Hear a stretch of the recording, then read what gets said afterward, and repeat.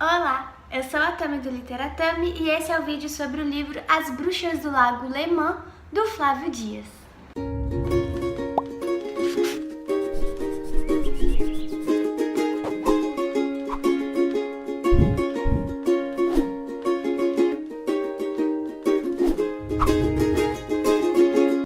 Eu não sei se vocês já ouviram falar na palavra serendipidade, mas ela significa faculdade ou o ato de descobrir algo agradável por acaso, ou algo descoberto por acaso.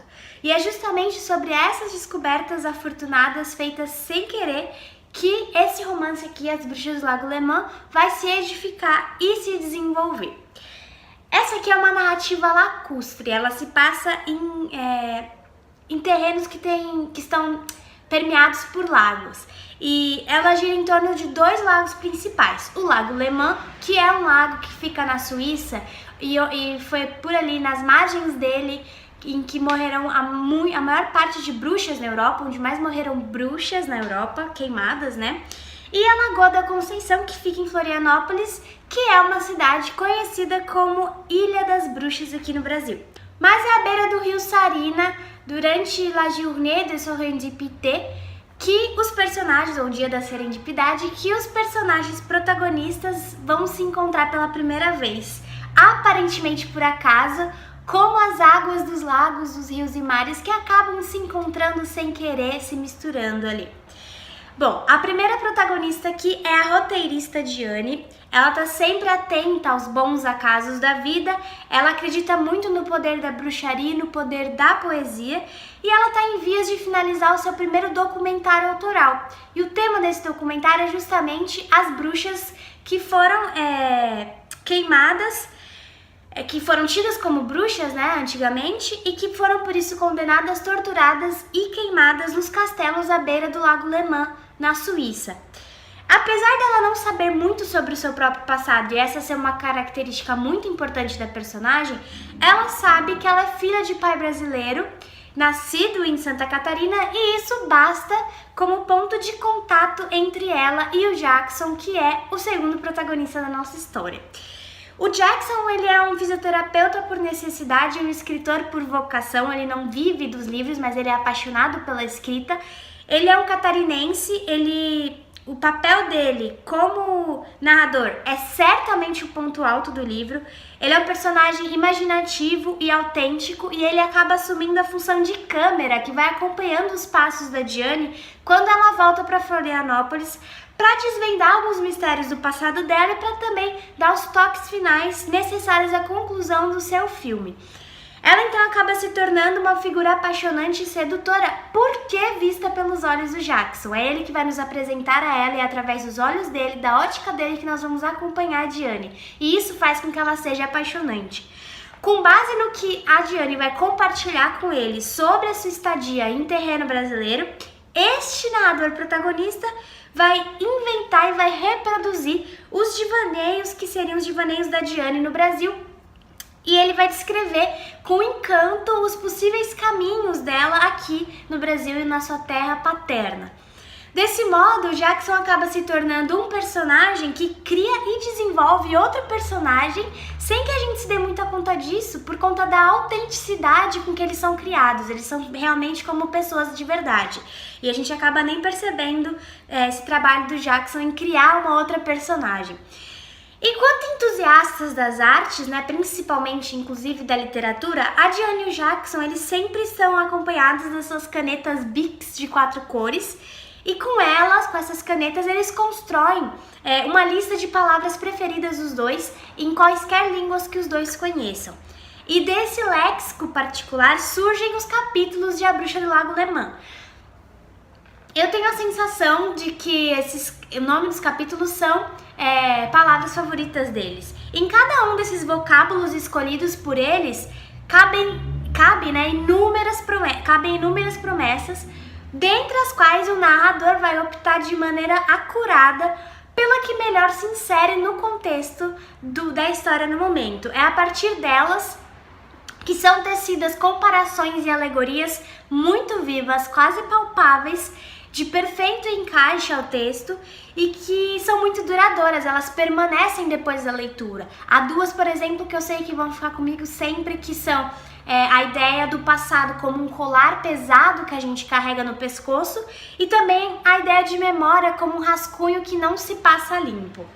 Pouco a pouco, esse conjunto de explorações empreendidas pelo Jackson, que é o narrador da história, vai culminar em uma obra muito visual, muito envolvente, dentro da qual o vai e vem das digressões, porque são várias digressões, este vai e vem proporciona muita ação poética. Então ele é um livro muito ativo e, no entanto, ele não perde a poesia. Tem muita ação, mas também tem muita poesia aqui. Além de ele também apresentar elementos históricos, políticos e de crítica social, com posicionamento muito claro do narrador aqui. E esses elementos eles vão se misturando à ficção, e a ficção acaba ficando quase irreconhecível nessa fusão inebriante do livro. Isso é ótimo. Acontece aqui o encontro providencial com uma cigana no livro, e esse encontro faz com que o narrador passe a participar ativamente da narrativa, não só narrando o que aconteceu, o que pode ter acontecido na sua ausência com a Diane, mas com olhos atentos de quem vê e de quem participa, de quem esteve lá para ver e para recontar, sem que isso elimine a imaginação do Jackson. Ele é muito imaginativo, ele explora as mais ricas possibilidades de narrar e do narrar, e como quem está sedento há muito tempo e há muito tempo privado de água e de repente depara com uma nascente de líquido inesgotável. A Diane seria esta nascente, ou ela seria quem rompe as barreiras que impedem o narrador de abraçar a sua fonte vital, que é a literatura. Ela então é uma espécie de bruxa e ele seria um mago ou talvez uma testemunha da magia da Diane. Quando ele é tocado por ela, ele acaba recuperando a sua essência e se entregando de fato a esse talento que ele tem intrínseco. A relação desses dois é banhada por muito erotismo e é um erotismo contagiante. Essa relação ela se aproxima também do vínculo que o Jackson tem com a escrita. Ele também, para ele, a escrita é uma tarefa física extremamente sensual. E a Diane seria nessa visão como uma musa, mas uma musa não idealizada, uma musa imperfeita que estimula a veia artística do Jackson. Ainda que a Diane anuncie desde o início do livro que ela não o ama, ela não ama o Jackson, e ainda que ele respeite os sentimentos e as decisões dela, pra gente é praticamente impossível deixar de ansiar por mais cenas entre os dois, porque são nessas cenas que a fantasia e a realidade do Jackson elas se unem em uma espécie de amálgama voluptuoso que inclui o leitor. Nós somos abraçados por essa atmosfera sedutora. Tem uma frase aqui do livro que diz o seguinte, que eu gostei muito. Esse livro ele é cheio de frases lindíssimas, que eu marquei várias aqui. É um livro publicado pela editora Galáxia, então ele só tem versão online, por enquanto, talvez seja publicado, não sei bem.